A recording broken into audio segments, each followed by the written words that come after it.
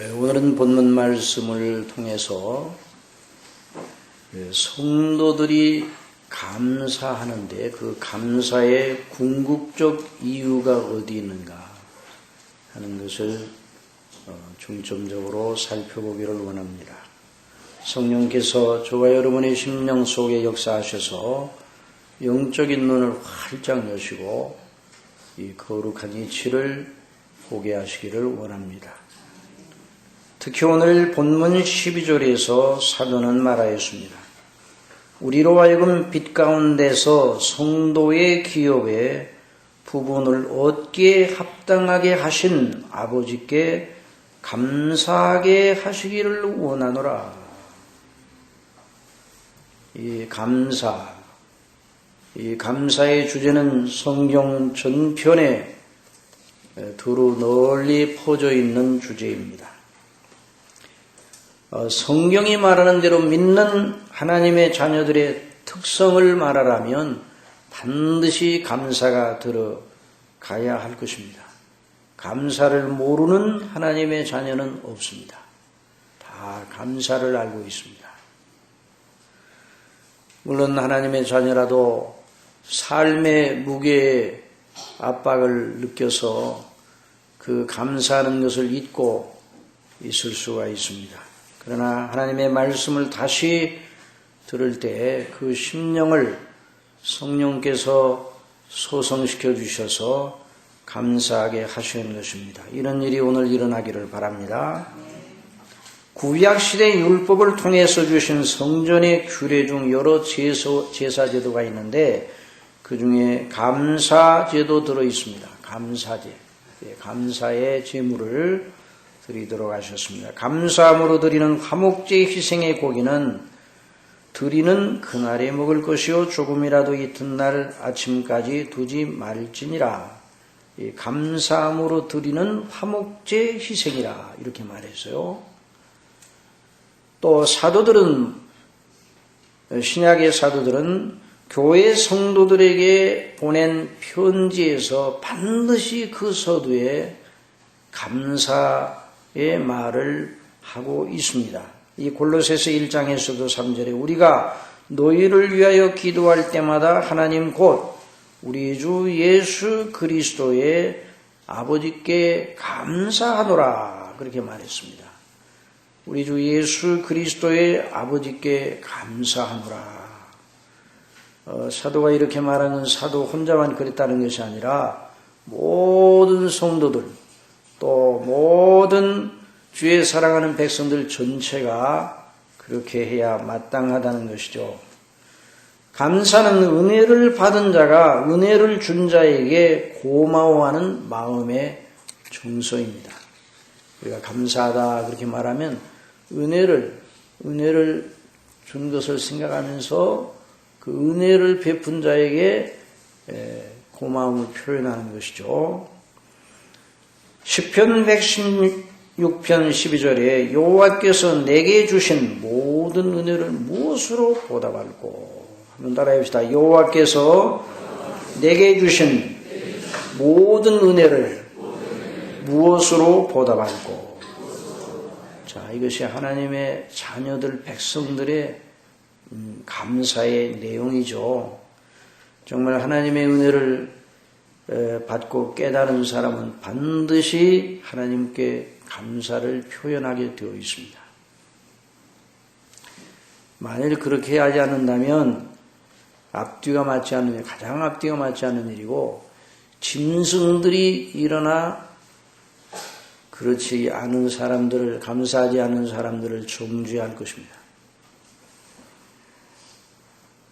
집에서 기르는 개도 자기에게 먹을 것을 주고 아끼는 주인은 알아보고 반가움을 표시합니다. 물론 그 경우 짐승의 마음으로 감사하는 것이라고는 할 수 없어요. 왜냐하면 인격을 가지고 있지 않기 때문에 개가 무슨 마음이 있습니까? 그렇긴 하지만은 자기의 본능의 한계 내에서 자기를 보호하는 주인을 알아보고 반가움을 표시하는 것입니다. 이사야 1장에 보면 하나님께 특별한 은혜를 받고도 순종치 않고 등을 돌리고 패역한 이스라엘 백성들에 대한 하나님의 섭섭함과 노하심이 나타나 있어요. 하늘이여 들으라, 땅이여 귀를 기울이라. 여호와께서 말씀하시기를 내가 자식을 양육하였거늘 그들이 나를 거역하였도다. 소는 그 임자를 알고 나귀는 그 주인의 구유를 알건만은 이스라엘은 알지 못하고 나의 백성은 깨닫지 못하는도다. 슬프다 범죄한 나라요 허물진 백성이요 행악의 종자요 행위가 부패한 자식이로다. 그들이 여호와를 버리며 이스라엘의 거룩한 자를 만홀히 여겨 멀리하고 물러갔도다. 하나님이 얼마나 섭섭하셨으면 소도 그 임자를 알고 나귀도 주인의 구유를 안다. 그런데 너희는 나에게 그렇게 많은 은혜를 받고도 나를 등지고 다른 것을 쫓고 다른 우상을 섬기니 어찌 이런 일이 있을 수 있느냐. 이는 이사야 당시에 이스라엘 백성들을 두고 하신 말씀이나 사실 모든 시대의 사람들, 저와 여러분을 포함한 모든 인류 전체의 본질적인 악을 꿰뚫는 말씀입니다. 여러분, 범죄하여 전적으로 타락하고 부패한 인생의 악독의 가장 큰 특징이 무엇이냐 이렇게 물어보면 은혜를 받았으나 감사할 줄 모르고 오히려 은혜를 주신 하나님을 대적하여 불평하고 은혜를 원수로 되갚는 식의 일을 하는 것입니다. 여러분, 이런 일에 대해서 저나 여러분이나 모두 낯설지 않습니다. 다 이런 일에 범법자들이에요. 우리 부패한 마음의 본성 속에 그런 악독의 성향이 숨어 있습니다. 그러므로 그 악독의 성향을 유념하여 다스리지 않으면, 하나님의 은혜를 따라 다스리지 않으면 또 그런 악에 빠져 들어갑니다. 오늘 이 점을 유념하면서 본문을 통해서 하나님께 감사해야 될 참된 이유와 이치가 무엇인가를 발견하고 그걸 우리의 삶에 적용시켜야 될 것입니다. 우리가 여러 시간에 걸쳐서 이 본문 말씀을 상고해 보았는데요. 이 본문 말씀은 여러 번 지적가 있지만 사도가 골로새 교회 성도들을 위한 기도였습니다. 자, 여기서 한 가지 우리가 더 강조하고 지나가야 될 건 사도가 드린 기도의 내용과 우리 성도들이 행할 마땅한 행실의 도리가 같다는 것입니다. 자, 이것을 우리가 언제나 잊지 말아야 돼요. 자, 우리의 기도와 우리의 행실의 흐름이 같아야 된다. 이로써 우리도 듣던 날부터 너희를 위하여 기도하기를 그치지 아니하고 구하노니 그 기도의 내용은 너희로 하여금 모든 신령한 지혜와 총명의 하나님의 뜻을 아는 것으로 채우게 하시고 주께 합당히 행하여 범사에 기쁘시게 하고 모든 선한 일에 열매를 맺게 하시며 하나님을 아는 것에 자라게 하시고. 자, 이것이 전부 다 삶의 이야기예요. 우리로 하여금 모든 신령한 지혜와 총명으로 하나님의 뜻을 아는 것으로 채워주시옵소서. 그렇게 살기를 원하나이다. 주께 합당히 행하여 범사에 기쁘시게 하고 모든 선한 일에 열매를 맺게 하시며 하나님을 아는 것을 따라 자라기를 원하나이다. 그런 삶을 살기를 원합니다. 그 영광의 힘을 쫓아 모든 능력으로 능하게 하시며 기쁨으로 모든 견딤과 오래 참음에 이루게 하시고 우리로 하여금 빛 가운데서 성도의 기업의 부분을 얻게 합당하게 하신 아버지께 감사하게 하시기를 구하노라. 그런 저나 여러분이 잊지 말아야 되는 것은 이 말씀을 통해 우리가 반드시 유념하고 또다시 배워야 되는 건 기도하는 내용과 우리의 삶의 내용이 같은 줄기에 있다는 것을 잊어서는 안 됩니다. 우리의 기도 제목과 우리가 견지하는 삶의 가치가 같아야 된다는 거예요. 삶의 실제에서 추구하는 가치는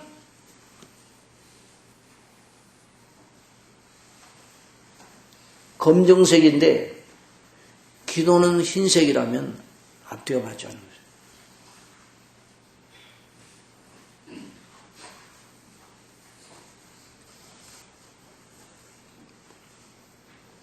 우리의 기도와 우리의 행실은 항상 연관이 되어 있어야 한다는 말입니다. 우리가 오후 예배 때 늘 배우고 있는 시편 119편을 통해서 계속 우리는 그 교훈을 받고 있어요. 시편 기자는 늘 주의 말씀과 계명과 증거와 법도를 배우고 묵상합니다. 그것은 자기를 사랑하시어 구원하신 하나님께 합당하게 행하기 위함입니다. 그것이 복 있는 자의 삶의 내용이에요. 그래서 시편 기자는 행위 완전한 여호와의 법에 행하는 자가 복이 있으며 이것이 바로 시편 기자의 삶의 목표예요. 삶의 가치였어요. 행위 완전하여 여호와의 법에, 그러니까 여호와의 법에 온전히 순종하여 하나님이 기뻐하시는 온전한 행실을 나타내는 것을 이 시편 기자는 자기의 삶의 목적으로 세웠어요. 그래서 여호와의 증거를 지키고 전심으로 여호와를 구하는 자는 복이 있도다. 그 목표, 하나님의 법에 따라 완전한 행실을 가지려고 목표를 세웠습니다. 그 목표는 바로 사도가 말하는 목표와 똑같습니다. 주께 합당히 행하여 범사에 기쁘시게 하고 모든 선한 일에 열매를 맺게 하시며 하나님을 아는 것에 자라게 하시고, 그리고 시편 기자나 사도나 다 같이 자기들이 살고자 하는 삶의 내용, 곧 말씀대로 살고자 하는 삶의 그 가치를 그대로 하나님 앞에 가지고 나가 탄원하고 있는 것입니다. 그 말씀대로 살고자 말씀을 배우는 시작부터 하나님의 가르치심을 소원하는 것이죠. 신령한 지혜와 총명으로 넘치게 해달라는 말이 그 말입니다. 그것이 먼저 있어야 하나님의 뜻을 알고 말씀을 들을 수 있기 때문에, 말씀을 배울 수 있기 때문에, 눈이 열려야 볼 수 있기 때문에, 영적인 눈을 열어 주의 기이한 법을 보게 해주소서. 시편 기자는 주의 내 눈을 열어 주의 기이한 법을 보게 해주소서, 깨닫게 해주소서, 이런 말을 계속 하나님 앞에 올리고 있습니다. 시편 119편에 그 말씀이 계속 줄기차게 나오는 것입니다. 시편 기자나 사도는 배우고 확신한 일에 거하는 것, 곧 배운 대로 실천하는 것은 자신들의 힘으로 되지 않는다는 것을 알고 있습니다. 그러니 말씀을 처음 배우는 시작부터 말씀을 준행하는 모든 과정 전체를 기도로 이어나가고 있다는 것을 우리는 발견합니다. 자, 이 점에서 우리가 우리 자신을 돌아봐야 됩니다. 우리 자신이 얼마나 믿음 생활을 바르게 하고 있는가, 말씀에 놀라운 그 은혜를 따라서 나가되 말씀을 배우는 시작부터 시작해서 말씀을 행하는 데까지 늘 하나님과 교통을 하면서 하나님이 주시는 은혜를 따라서 행해야 되는데,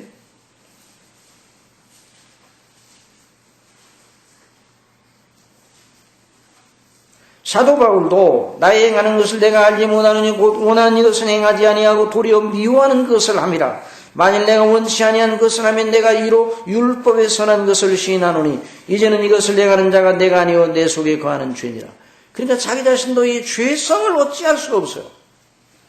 여러분, 저나 여러분도 우리 마음속에 있는 죄성을 어찌할 도리가 없습니다. 내 힘으로는 안 되는 거죠.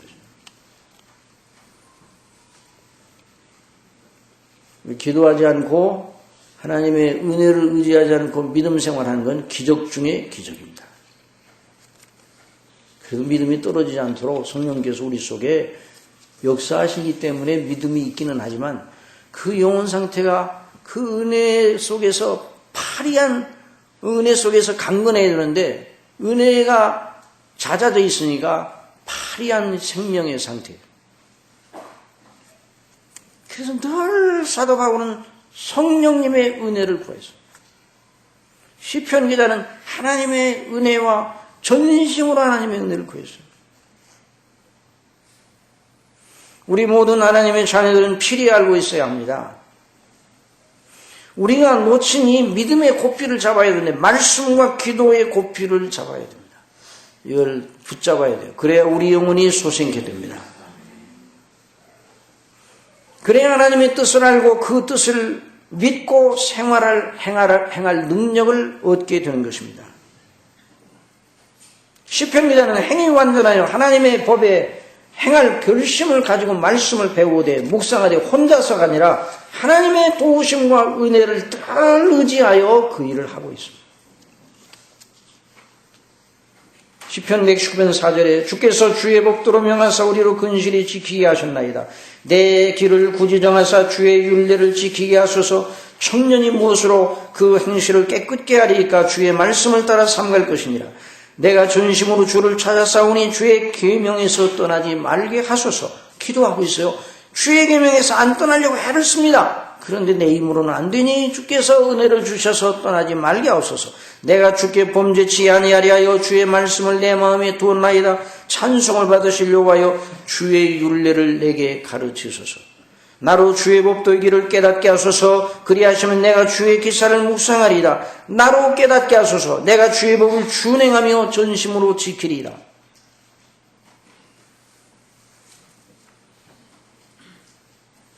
내가 주의 법도 사랑함을 보옵소서. 여호와여 주의 인자하신 대로 나를 소성케 하소서. 주의 의로운 규례를 인하여 내가 하루 7번씩 주를 찬양하나이다. 자, 지난번에도 말씀드렸죠. 이 구약시대는 신약시대의 그리스도인들, 우리들보다는 그 하나님의 은혜의 경륜의 그 시대적으로 은혜의 경륜이 구약시대에는 오늘에 비하여 우리 신약시대 이후에 비하여 희미했어요. 희미했어요. 그림자, 모형. 그런데 이렇게 하나님의 놀라운 은혜를 의지하고 절대로 하나님 앞에 서는 것이 옳다는 걸 알고 이 가치를 위하여 견지하며 살면서 이 가치에 더 빛을 내게 해달라고 하나님께 늘 기도하는 모습을 보여줍니다. 골로새서의 사도는 시편 기자와 같은 일을 구하고 있는 것입니다. 그러니까 이 감사의 문제도 그냥 우리가 감사한다 이렇게 해서 감사가 되는 게 아니에요.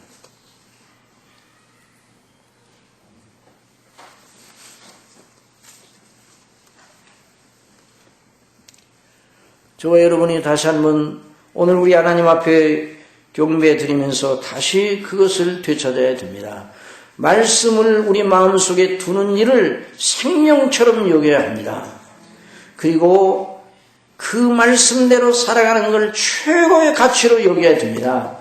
그리고 그 말씀대로 행할 그 가치를 견지할 그게 하늘의 보물을 쌓아두는 일인데 그 가치를 견지할 능력을 하나님께 늘 구해야 됩니다.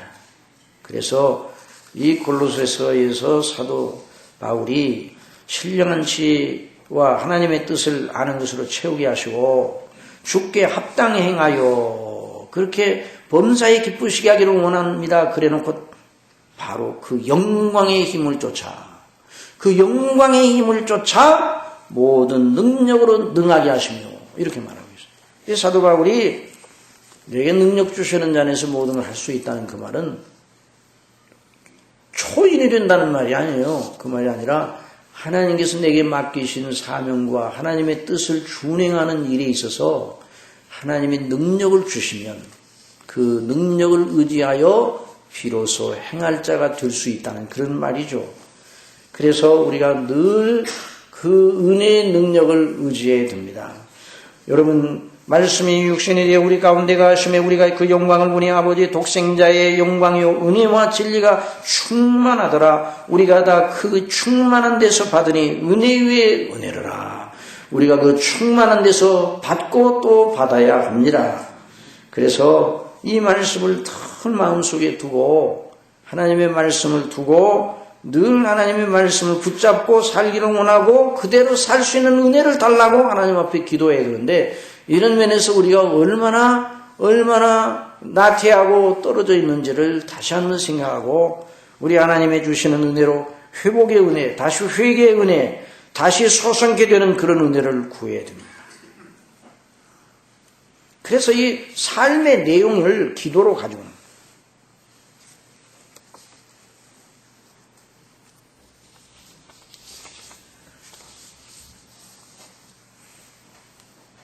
그런데 그 사람, 그 삶의 내용, 자, 주께 합당히 행하고 신령한 지혜와 총명으로 하나님의 뜻을 아는 것으로 채우게 하셔서 또 하나님 앞에 합당하게 행하고 주님을 기쁘시게 하고 선한 그 열매를 따라서 열매가 더 나아지고 하나님의 나는 지식이 점점 자라나고, 이게 시간적 순서를 말하는 건 아닙니다. 시간적 순서를 말하는 게 아니라 논리적인 순서예요. 논리적으로. 신령한 지혜와 총명이 있어야 하나님의 뜻을 알 수 있어요. 받아들일 수 있어요. 그리고 하나님이 기뻐하시는 것이 무엇인가 알 수 있어요. 그런 다음에 행해 나가야 되죠. 그런데 행해 나가되 자기의 힘으로가 아니라 영광의 힘을 쫓아 성령님의 능력으로, 그래서 행해 나가는 그런 역사가 있어요.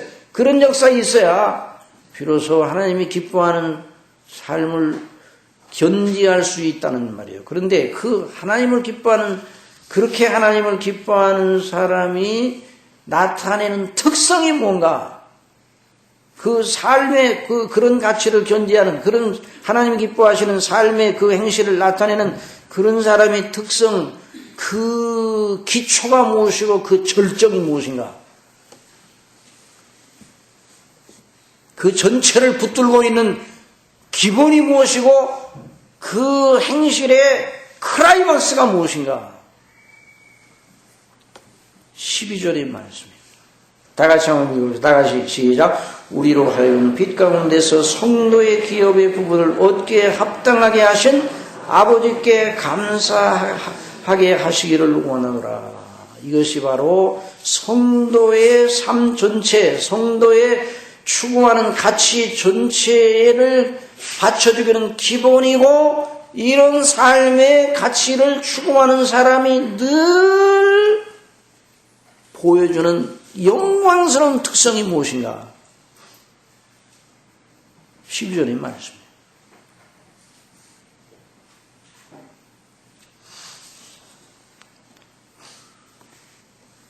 우리로 하여금 빛 가운데서 성도의 기업의 부분을 얻기에 합당하게 하신 아버지, 흑암의 권세에서 그의 사랑하는 아들의 나라로 옮기신 아버지, 우리 주 예수 그리스도의 구속으로 말미암아 그 피로 우리의 죄를 씻으시고 용서하신 아버지, 그 아버지께 감사하는 것이 성도의 삶, 성도의 가치관 전체를 붙들고 있는 기본입니다.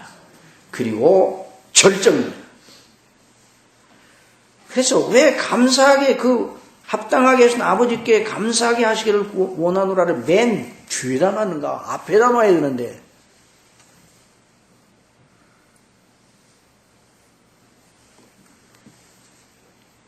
말할 필요 없이 앞에 들어가야 돼. 제일 앞에.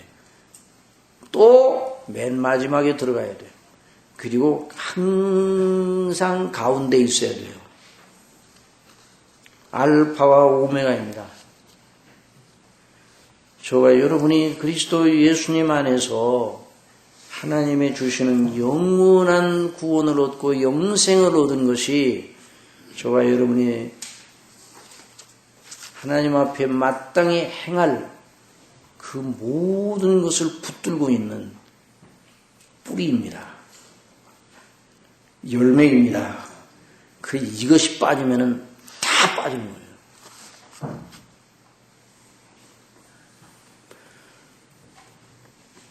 저와 여러분이 이것을 잃어버리고 있지 않는가. 오늘 다시 찾는 역사가 있기를 바랍니다.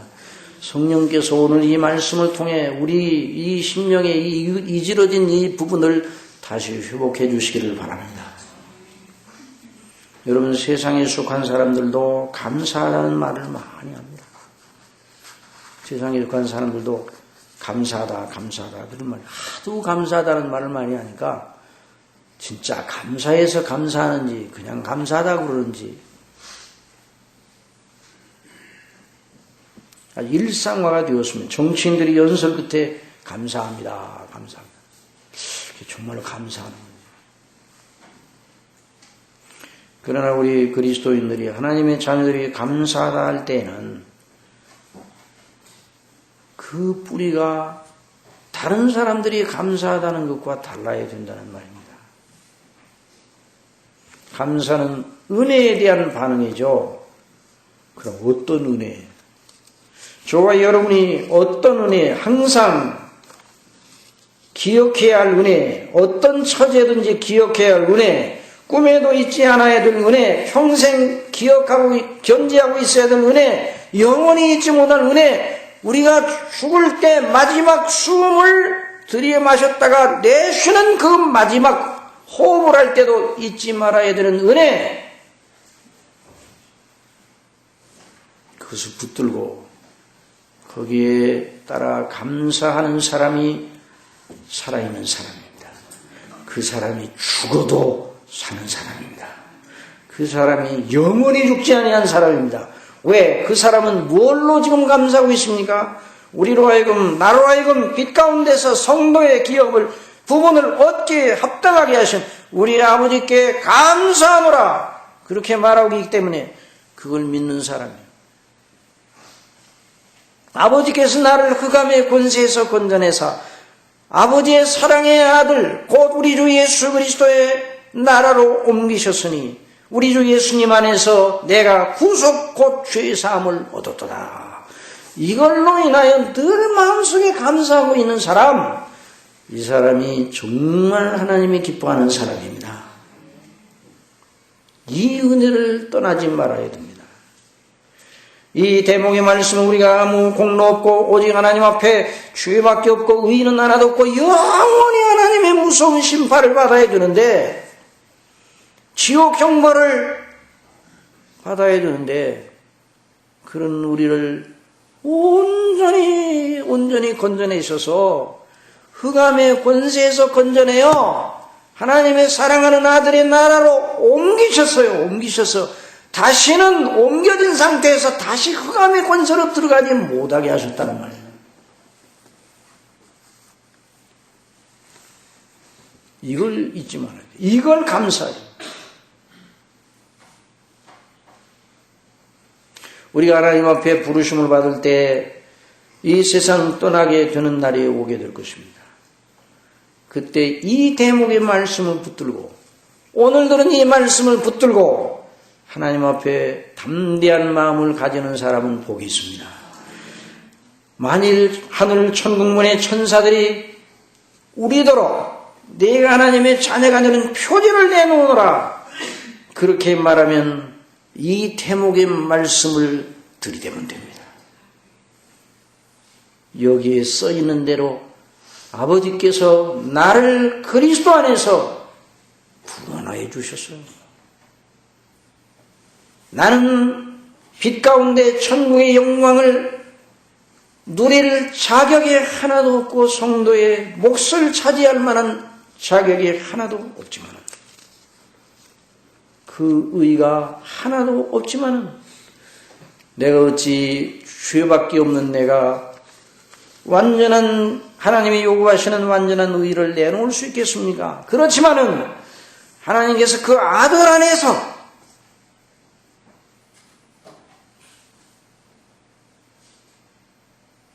나를 구속하시고 아들의 의로 나를 옷 입혀 주셔서 내가 하나님 앞에 합당한 자로, 천국에 합당한 자로, 영광의 기업의 몫을 받기에 합당한 자로, 영원토록 하나님 앞에 영락을 누리기를 합당한 자로 세워주셨다.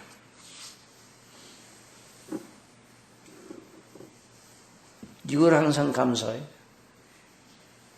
근데 오늘날 저나 여러분이나 이 모든 현대의 그리스도인들이 빠져들어가기 아주 쉬운 함정이 뭐니? 그건 다 알았어요. 그건 뭐 누구나 예수님 믿으면 다 알죠. 그래놓고 그 다음에 더 부가적인 하나님의 은혜와 복을 받기 위해서 그건 다 뭐 얻어놓은 거니까 그런 건 다 얻죠. 그러면서 다른 것을 추구하는데 그렇게 말한다고 하면 그 사람은 이 영광이 무엇인가를 아직도 모르는 사람이에요. 아직도 이 영광의 그 깊이를 모르고 그 영광 안에 거하기를 기뻐하지 않는 사람이에요. 여러분, 우리가 다시 한번 생각해야 됩니다. 우리가 예수 그리스도 안에서 구원의 은혜를 받은 저와 여러분은 이 세상에 있는 어떤 것을 이 세상에 필요해서 하나님께서 우리에게 주시기는 하지만은 그러나 그런 모든 것이 전혀 없다 할지라도 저와 여러분은 받을 걸 다 받은 사람입니다. 영광스러운 영원한 몫을 다 받았어요. 우리로 하여금 빛 가운데서 성도의 기업의 부분을 얻게 합당하게 하셨습니다. 아버지께서 우리를 흑암의 권세에서 건져내셔서 그의 사랑의 아들의 나라로 옮기셨어요. 다시 흑암의 권세로 내쫓지 않으십니다. 우리가 부족해도 우리 예수님이 이미 죽어 놓으셨어요. 다시 사셨습니다. 그걸 거꾸로 돌릴 일은 하나도 없는 것입니다. 마찬가지로 저와 여러분이 우리 주 예수 그리스도를 믿음으로 말미암아 흑암의 권세에서 우리를 하나님 아버지의 나라, 하나님 아버지의 아들의 나라로 옮기신 이 영광스러운 일을 아무도 뒤집어 원상으로 돌릴 그런 존재가 없습니다. 아버지께서는 마녀보다 크심에 그 손에서 빼앗을 자가 없느니라 그랬습니다. 내가 너에게 영생을 주노니 아버지의 손에서 빼앗을 자가 없느니라. 이걸 붙잡아야 돼요. 은혜로 값없이 영원한 하나님의 진노 아래 있던 우리를 구속하여 내셨어요. 구속. 이 구속이라는 말 한번 더 합시다. 구속. 속량. 개정역에는 속량이라 그렇게 번역이 돼요. 우리 이제 지금 우리가 쓰고 있는 구역에는 구속이라는 말인데 같은 얘기입니다. 노예로 있었던 자를 위하여 정당한 대가를 지불하여 해방시켜 자유인이 되게 하는 것을 구속이라 그랬어요.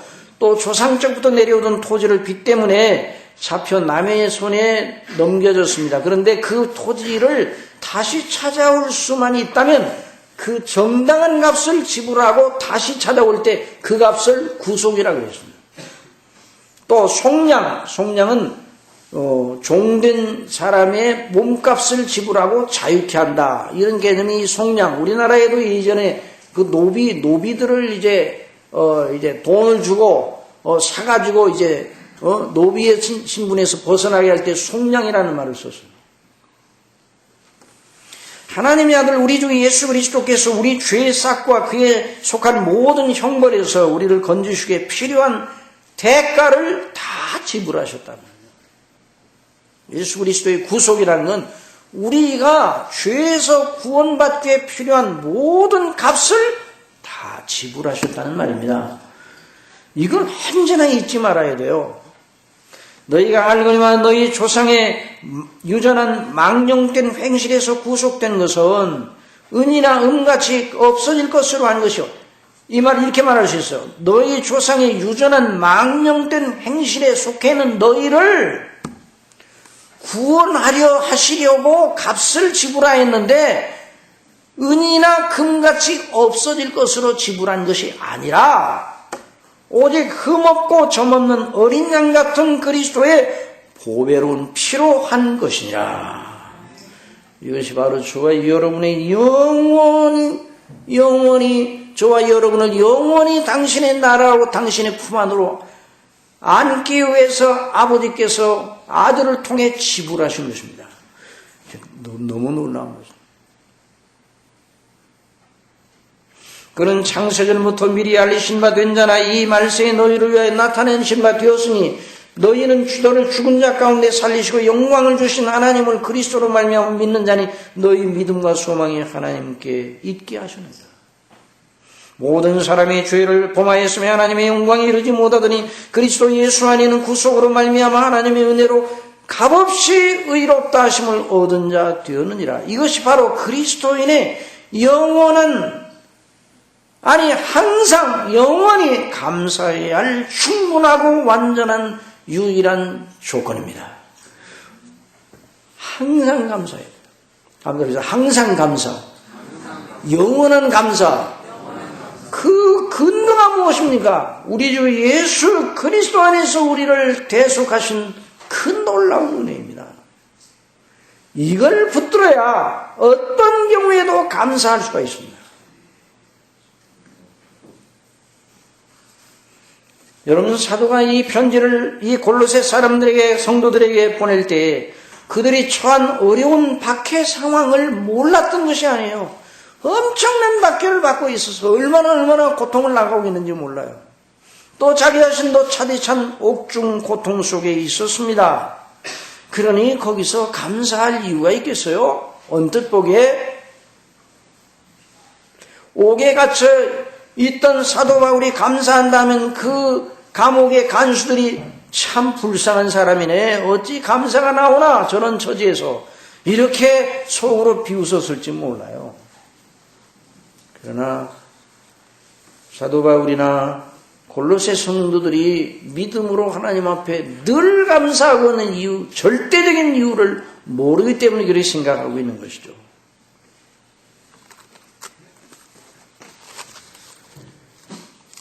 이건 항상 우리가 잊지 말아요.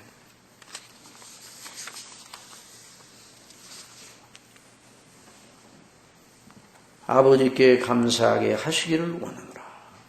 항상 현재 진행, 언제나. 오늘날 이렇게 흔히 말하는 것이 누구든지 그렇게 말하게 되죠. 감사한 일이죠, 사실은. 자, 들어보세요.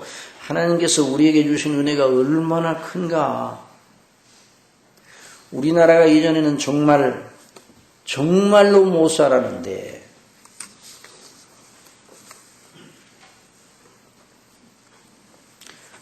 50년대, 60년대 국민소득이 얼마였어?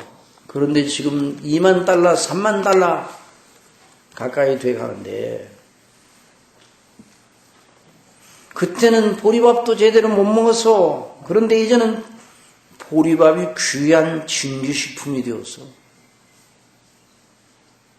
참 감사하지. 감사한 일이죠. 감사한 일입니다. 그러나 여러분, 여전히 그 감사도 모자라는 거예요. 만일 여러분 다시 이전의 고통의 상태로 회개하는 일이 일어나게 될 때면 어떻게 하겠습니까? 여러분, 인생의 조건은 바닷물 결과 같습니다. 잔잔한 것처럼 보이지만 폭풍이 일어날 때, 쓰나미가 일어날 때요. 그럴 때 아이고 이제는 먹을 것도 풍부하고 좋았는데 이렇게 어렵게 되었으니 어찌할꼬. 그래도 감사라고 했으니 감사해야지. 그러나 속으로는 감동이 안 되는 감사. 그런 감사는 감사가 아니죠. 사랑하시는 성도 여러분, 지상의 조건으로, 어떤 조건으로도 우리의 감사하는 마음을 끝까지 붙잡아 주지 못합니다. 그리고 우리는 꿈을 꾸지 말아야 해요. 어떤 꿈을 꾸요? 우리가 지상에 있는 동안 지상의 조건 속에서 행복을 만끽하리라 하는 이런 꿈을 버려야 됩니다. 그런 일은 없어요. 행복을 만끽하는 일은 없습니다. 잠시, 한번 합시다. 잠시, 잠깐. 이건 잊지 말아요.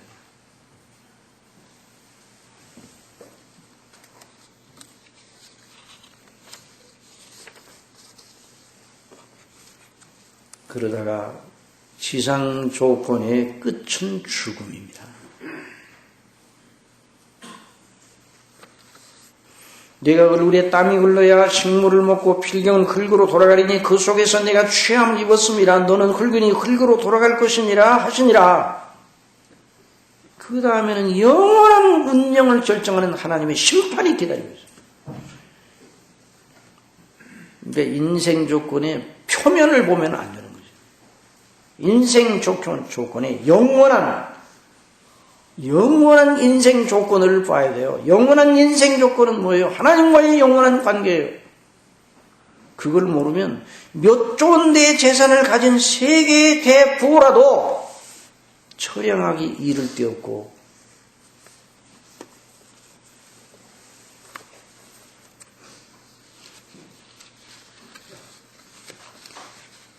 여러분, 온 세상을 다 얻고도 자기 목숨을 잃으면 무엇이 유익하리요? 예수님 말씀하셨잖아요.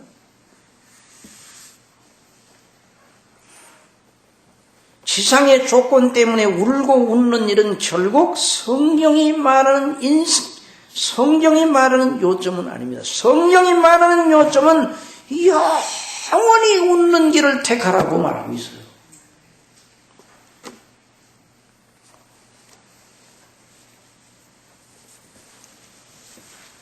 그 길이 바로 그리스도십니다. 그 길이 바로 예수 그리스도와 그 십자가에 못 박히십니다.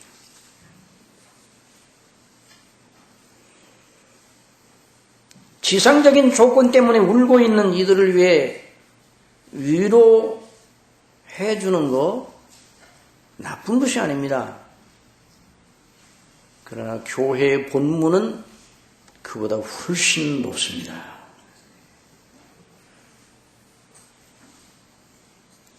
교회의 본문은 항상 복음이어야 됩니다. 항상 우리 주 예수 그리스도를 통해서 우리를 죄와 그 형벌 가운데 건지사 그리스도의 형상으로 본받게 하시려고 영원전의 뜻을 정하시고 그리스도 안에서 이루시고 성령님으로 말미암아 믿게 하셔서 영생 얻게 하셔서 그들로 이루어지는 하나님의 나라를 이루고자 하는 바로 거기에 교회의 메시지의 중심이 들어있어야 되는 거죠.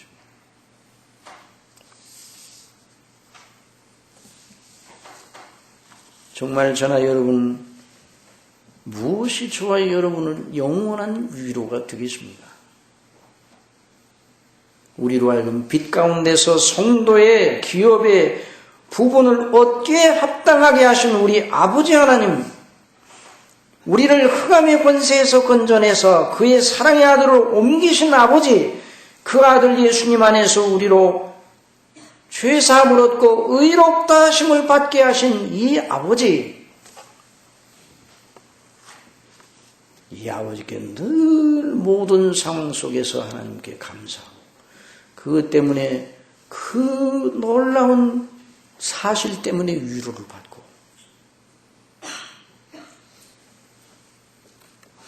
이런 사람이 정말 복 있는 사람입니다. 이 사람이 세상을 이기는 사람이에요. 이 사람이 어떤 경우에도 비굴해지지 않고 어떤 경우에도 이럴 경우에만 죽어도 사는 자로 나타나게 되는 것입니다.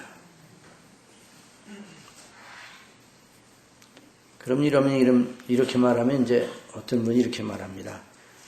너무 그러지 마세요. 복음서를 보니까 예수님 병도 고치시고 가난한 자들 불쌍히 여기시고 귀신도 쫓아내시고 그렇게 해서 다 여러 가지 어려운 것을 다 해결해 주시던데 그 예수님에 대해서는 얘기를 안 하고 맨날 죽으신 예수님, 부활하신 예수님만 말합니까?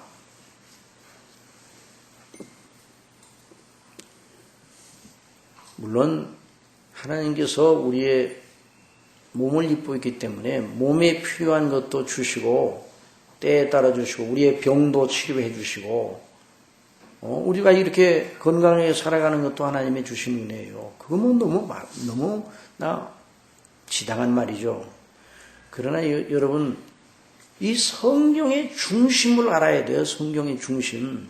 그걸 붙잡아야 돼요. 그걸 붙잡지 못하면 주변만 붙잡다가 영생을 못 얻는 거예요. 병 고치고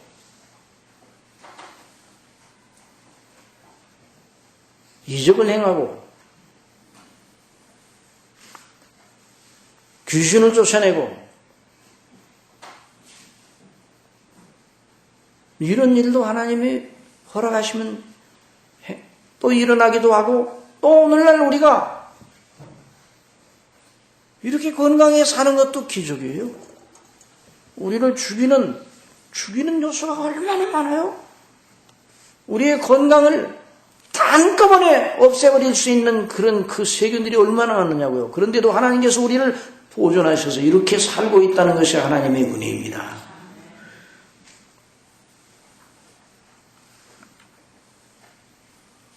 그런데 성경의 중심은 무엇인가? 하나님의 말씀의 중심은 무엇인가?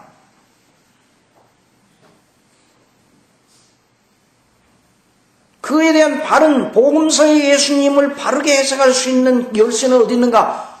복음서 자체 속에서도 발견할 수 있지만 더 잘 발견할 수 있으려면 사도들의 서신서와 사도행전과 요한계시록으로 나가봐요. 이게 복음서 이후에 신약성경으로 나가봐요. 나가보면 예수님, 복음서의 예수님의 행적을 어떻게 해석해야 되는가를 보여줍니다.